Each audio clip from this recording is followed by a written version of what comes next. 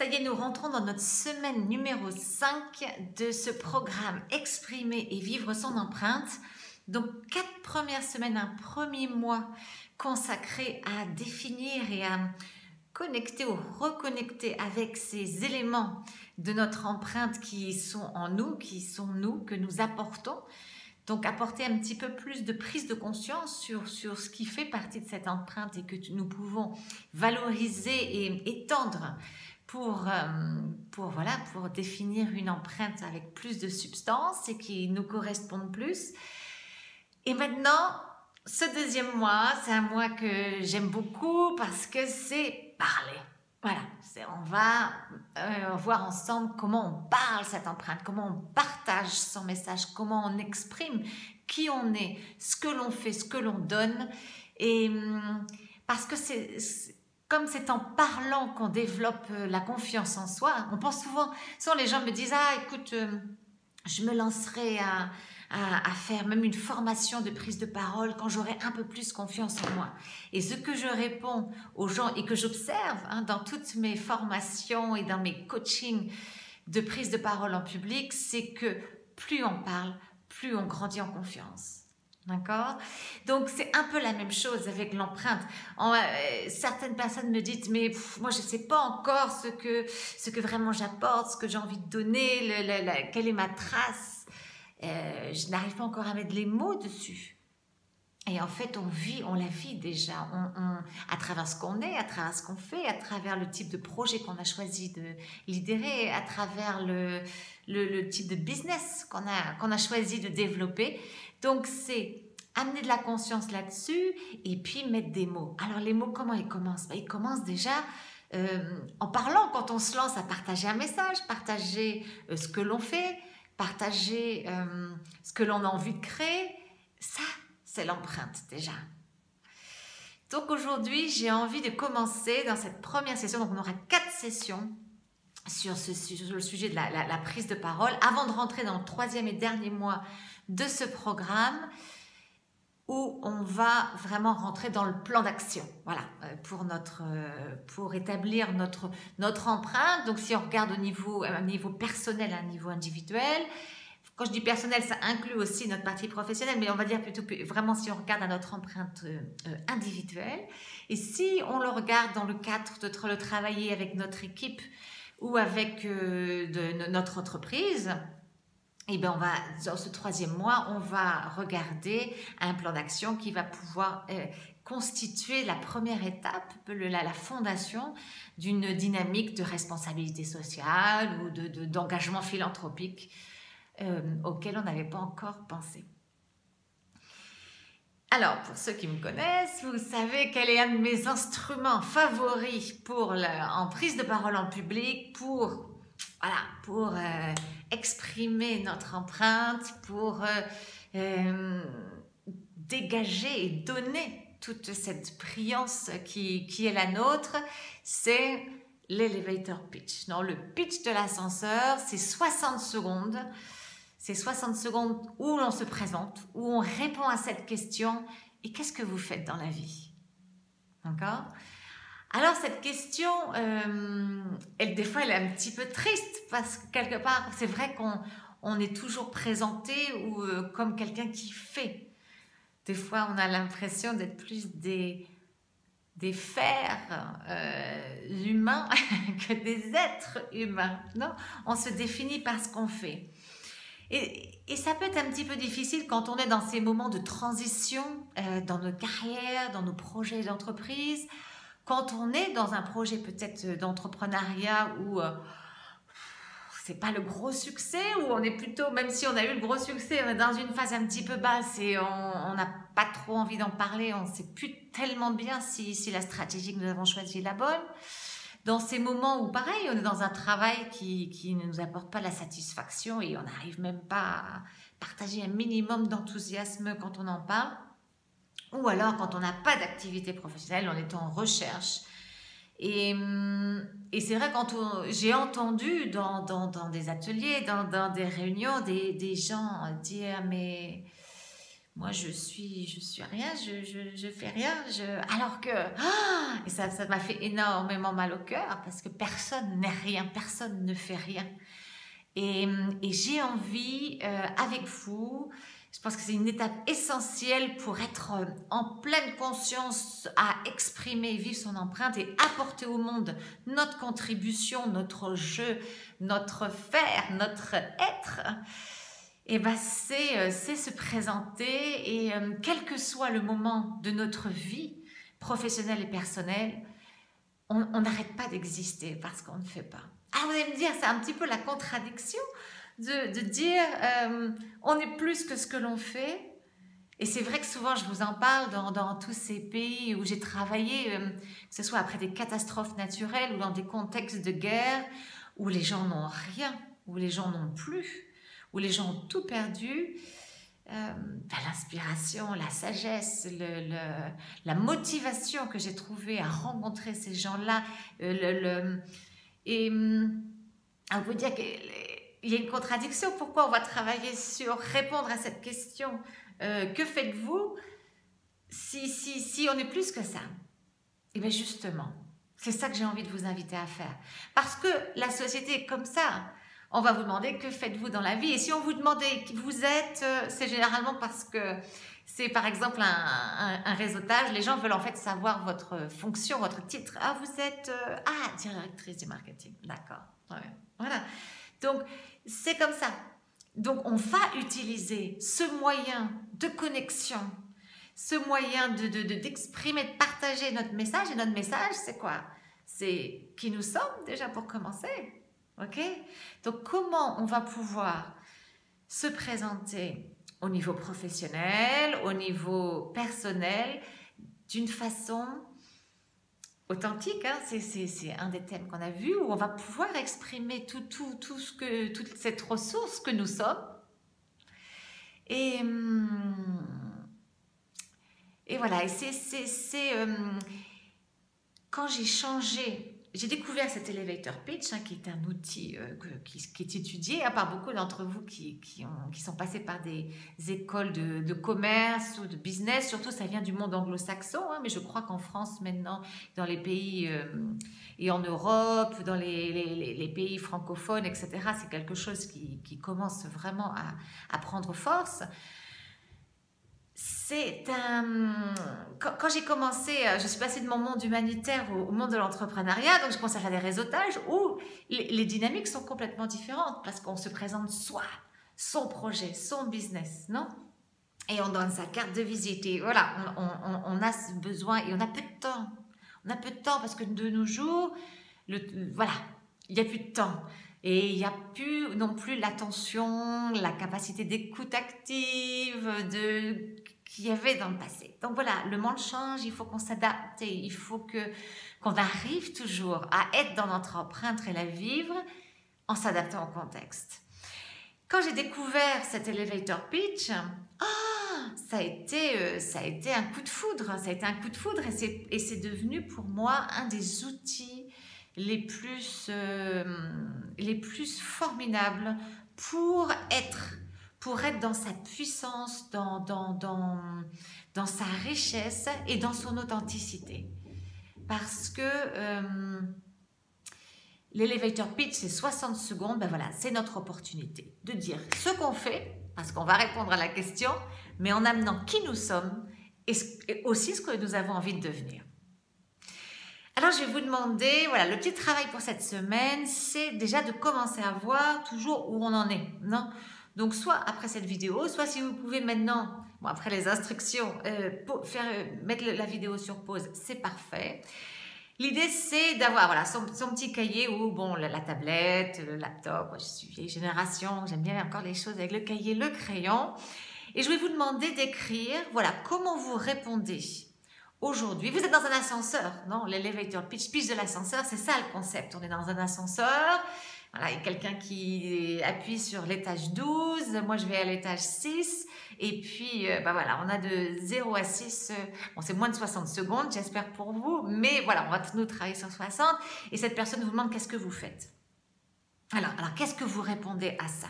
Ou même quand vous êtes dans un événement de réseautage, quand vous êtes chez des amis qui vous présentent quelqu'un et voilà, vous discutez un petit peu de vos professions, qu'est-ce que vous répondez? Alors, écrivez-le en toute honnêteté, ne changez rien, exprimez vraiment ce que vous dites aujourd'hui.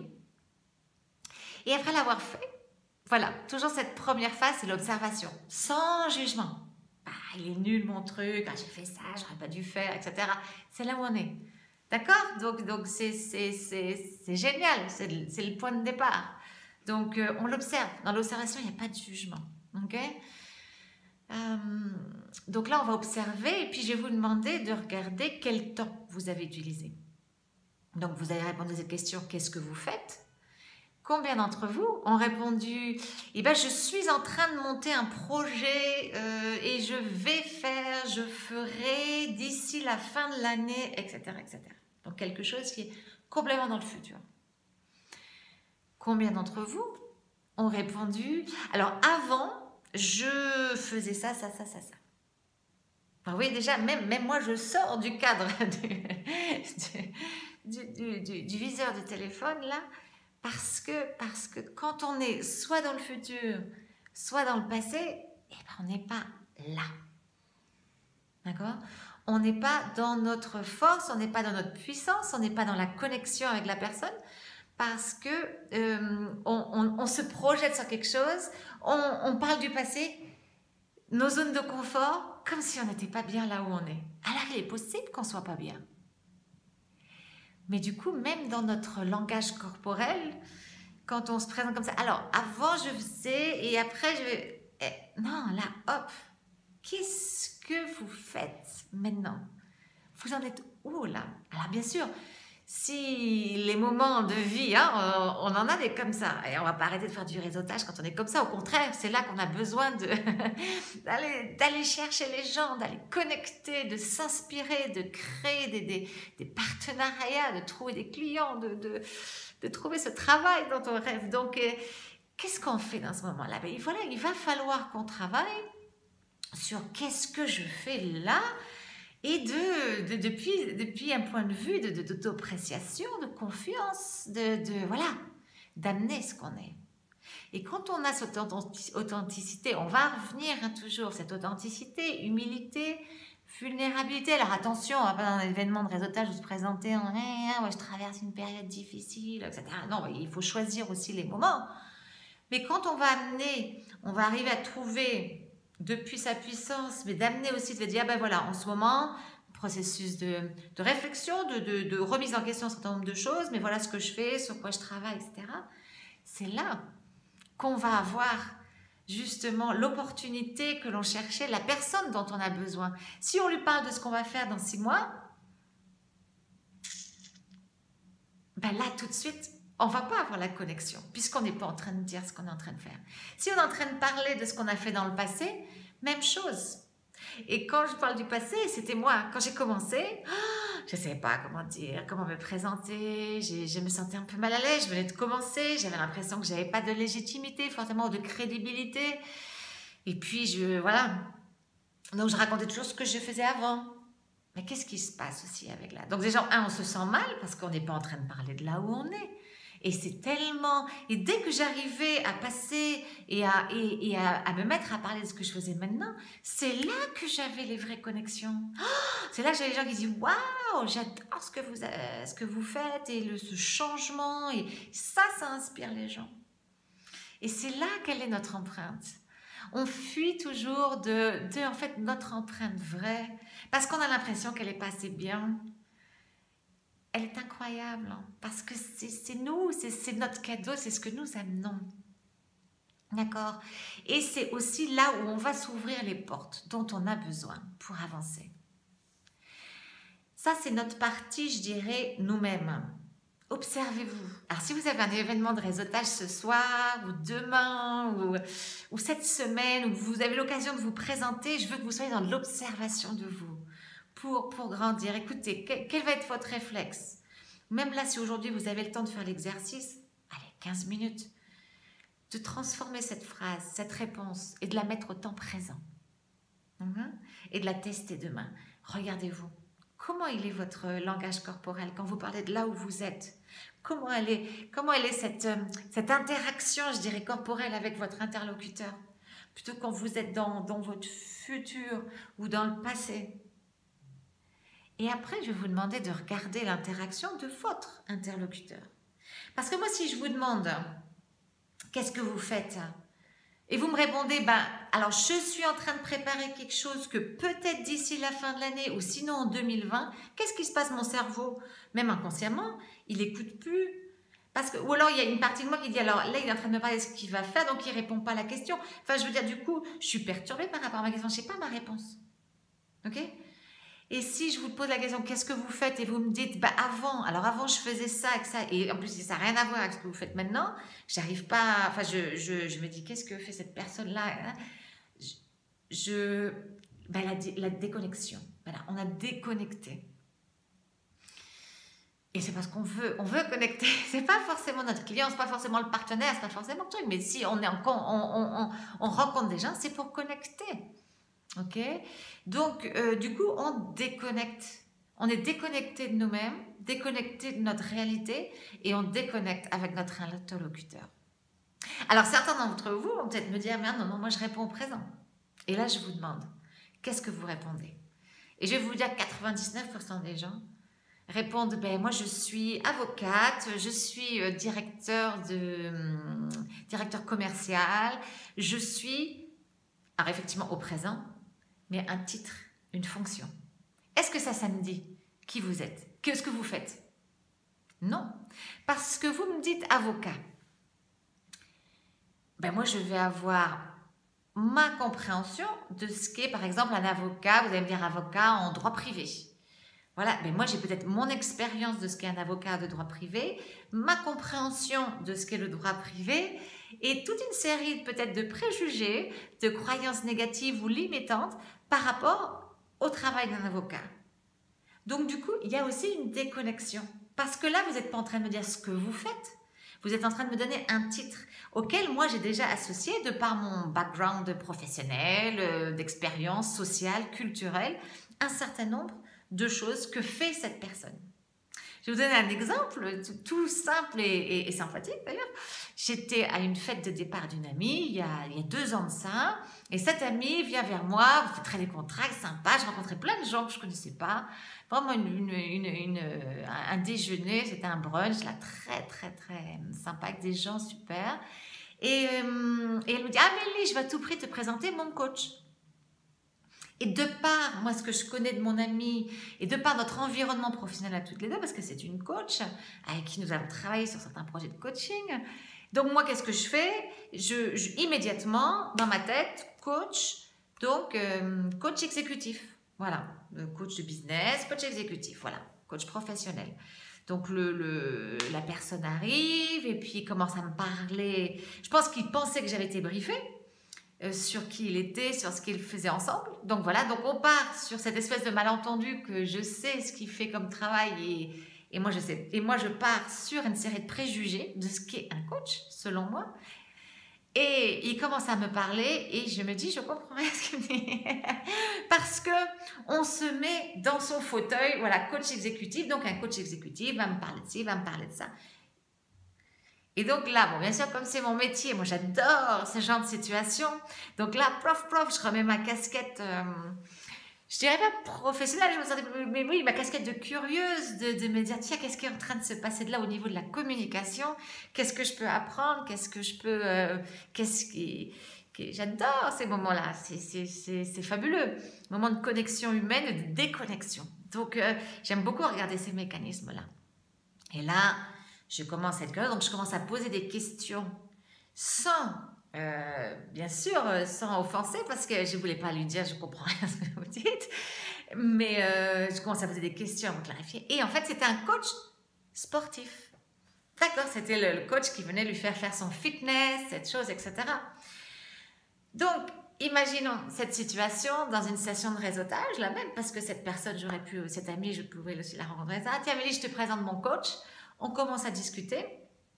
Ça se trouve, moi, j'ai besoin d'un coach sportif. Ou effectivement, j'ai plein de gens dans mon entourage professionnels ou personnels qui peuvent me dire « Ah tiens, tu connais pas un coach sportif? J'ai besoin de quelqu'un qui vienne à la maison ou au gymnase avec moi me faire travailler mes trucs. » Du coup, là, il y en aurait eu une opportunité de perdue. Parce qu'on aurait commencé à discuter, j'aurais rien compris, je ne me serais pas souvenu. Une autre personne vient, interrompt, etc. J'aurais perdu de vue. D'accord? Donc, quand on amène mon invitation, c'est quand on répond au présent, on va répondre par ce qu'on fait. Qu'est-ce que vous faites quand vous êtes avocat?